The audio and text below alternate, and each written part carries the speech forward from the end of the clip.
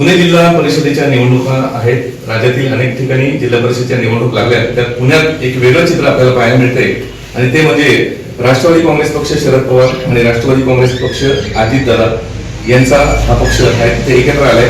याशिवाय शिवसेना ठाकरे हा देखील पक्ष एकत्र आहे. या युतीबद्दल आपण थेट माजी आमदार अतुल बेनके यांच्याशी चर्चा करतोय. काय सांगाल, कशा प्रकारे ही युती आहे आणि काय कॉन्फिडन्स आहे? नेमकी राष्ट्रवादी काँग्रेस पक्ष एक व्हावा ही माझी डे 1 पासूनची मागणी आहे.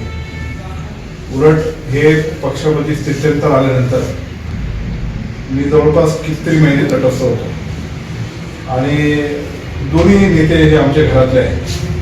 माझ्या निवडणुकीला पराभव झाला वेळेस पण मी अशी प्रतिक्रिया दिली की मला माझ्या पराभवाचा वाईट वाटत नाही. दोघं जण एकत्र आले पाहिजे दोन पक्ष, कारण समोरून साहेब ताई इकडून दादा वळसे पाटील साहेब हे आम्हाला चित्र आवडत नव्हतं आणि आज मला तो खूप मोठा आनंद वाटतोय. मग जसं काय मी निवडून आले असं मला आनंद आज वाटत आहे. आणि आज पक्ष एकत्र झालेत आणि विशेषतः जुन्नर तालुक्यामध्ये दोन्ही पक्ष जरी वेगळे होते तरी त्यांच्यामध्ये असं खूप संघर्ष वितुष्ट असं कधी आम्ही आणि कोल्हे साहेबांनी पण आणलं नाही, कार्यकर्त्यांनी पण तसे आणले नाही. आणि त्यांची पण डिमांड माझ्याकडे होती, त्यांच्याकडे होती. आघाडी होईल हे निश्चित झालं होतं, पण दादा कोल्हे साहेब सगळ्या कार्यकर्त्यांशी चर्चा केल्यानंतर कन्फ्युजन चिन्हाचं क्रिएट करण्यापेक्षा आपण एकच चिन्ह जर दिलं घड्याळ तर कसं राहील, तर ज्या ठिकाणी ज्या आघाडीमध्ये जे सगळी तुतारी चिन्ह तोडणार होतो तिथे पण म्हणजे असं होत असेल तर काय आमच्या हे नाही आणि एकत्रित आपण एका चिन्हावर दिलं तर बरं राहील.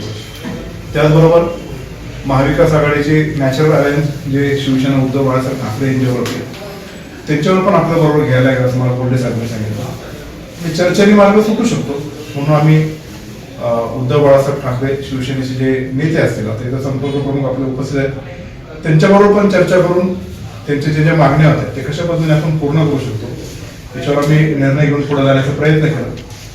पण त्यात काही प्रमाणामध्ये यश आलं, काही प्रमाणामध्ये यश आलं नाही. किंबहुना जे आता पलीकडे जाऊन त्यांच्या नेत्यांना किंवा आम्हाला दोष बदनाम करतात, एक भावनेचं वातावरण करतायत, त्या सीट्स पण आम्ही सोडायला तयार झालो होतो. आणि तसं बामणे साहेबांनी कन्वे पण केलं होतं, तर त्यांनी ऑलरेडी माइंडसेट केला होता आणि आपल्याला तिकडं जायचं असं त्यांनी ठरवलं होतं. फक्त ते ब्लेम गेम करतात, दोषारोप करतात ते, पण त्याच्यात काही तथ्य नाही. नाही स्पेसिफिकली कोणाचं नाव घेणार नाही, ते मला याचा अधिकार पण नाही कारण माझ्या पक्षाचे त्यांच्याशी हे नाही. पण आमची चर्चा झाली. थोडं थांबवतो. आपले जवळचे सहकारी पक्ष सोडून जात आहेत, पुढे दुःख होतंय किंवा याचा त्रास आपल्याला होईल किंवा निवडणूक परिणाम होईल? निवडणुकीवर राष्ट्रवादी काँग्रेस पक्ष आणि शिवसेना उद्धव बाळासाहेब ठाकरे या आघाडीवर कुठलाही परिणाम होणार नाही.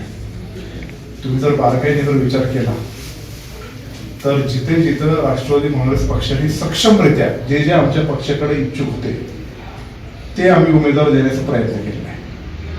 राष्ट्रवादी काँग्रेस पक्ष आणि शिवसेना उद्धव बाळासाहेब ठाकरेंचा अलायन्स या जुन्नर तालुक्यामध्ये 1 नंबरला राहणार म्हणून आमच्याकडे इच्छुकांची संख्या जास्त. आणि जेव्हा आमच्या पक्षाने एखादा निर्णय घेतला तर आमचीच काही लोक त्यांचं मनासारखं झालं. एकतर निवडणूक होणार 10 वर्ष थांबायला कोणता मग नाही तर तिकडे उत्तूरचं ते झालं, 12 तांबेचं ते झालं, जुन्नरमध्ये पण काही सीट्स आपण ते बघितले. आमचा पक्ष जो आहे आणि विशेषतः उद्धव बाळासाहेब ठाकरेचा पक्ष हा परिपूर्ण आहे. हा ग्रासरूट्सची करेक्ट असलेला आहे आणि मग संघटनात्मक पातळीची स्ट्रेंथ अत्यंत चांगली, कार्यकर्ते आज आघाडीवरचे आहे. उमेदवारी उशिरा घोषित केल्यामुळे असं नाही. कसं आहे, उमेदवारी जर लवकर घोषित केली असती तर त्याच्यामुळं ते तेव्हाच गेली असती. आता जेव्हा 3 उमेदवार इच्छुक राहतात तेव्हा त्यांच्यामध्ये समन्वय करून हे मार्ग काढला पाहिजे. शेवटी एक आम्ही जेव्हा निवडतो तेव्हा त्या दोघांची त्यांना मदत असली पाहिजे. आता हे शेवटचे 2-3 दिवस जे आमचे राहिलेत त्याच्यामध्ये आम्ही जेव्हा चर्चा करतो की बाबा तू जरा थांब किंवा याला करू किंवा तू थांब याला करू आणि त्याच्यामध्ये जेव्हा निर्णय व्हायची वेळ लागते आणि एखाद्याला कळलं की मला नाही तर तो पलीकडच्या बाजूला जाण्याचा प्रयत्न करतो. जे प्रामाणिक निष्ठेने पक्षावर राहतात ते ऐकतात, ते थांबतात. ज्याला खूप घाई झाले, ज्याला थांबायचे असतं ते पलीकडे जातो. पक्ष शिस्त ज्याने मोडली त्याला परत पक्षात थारा नाही.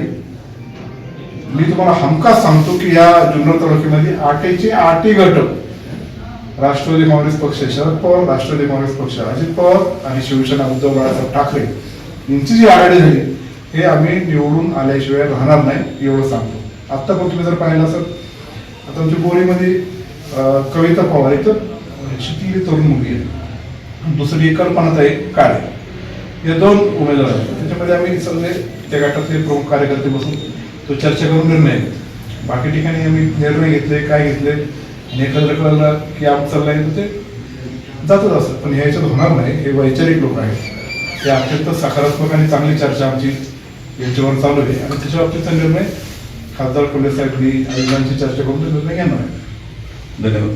आपल्यासोबत संपर्क प्रमुख बामणे साहेब आहेत, उद्धव बाळासाहेब ठाकरे शिवसेना गटाचे पक्षाचे. काय सांगाल, काय रणनीती आहे, किती उमेदवार निवडून घेतील? अतुल शेट्टी जसं सांगितलं त्याप्रमाणे राष्ट्रवादी शरदचंद्रजी पवार, राष्ट्रवादी अजित पवार आणि शिवसेना उद्धव बाळासाहेब ठाकरे यांचे जेवढे उमेदवार उभे आहेत ते सगळे निवडून येणार, नक्की निवडून येणार. धन्यवाद. हे होते शिवसेना उद्धव ठाकरे पक्षाचे संपर्क प्रमुख माजी आमदार अतुल बेनके. नक्कीच येणाऱ्या काळात या जुन्नर तालुक्यात एक वेगळा संदेश जुन्नर तालुक्यातून महाराष्ट्रात जातो की काय, आणि दोन्ही पवार एकत्र येतात की काय, कारण शरद पवार अजितदादा पवार हे पुन्हा एकत्र येतात की काय, असा संदेश नक्कीच या तालुक्यातून जाईल. कॅमेरामन नीरज सह मी किरण वासगे, आपला आवाज, नारायणगाव.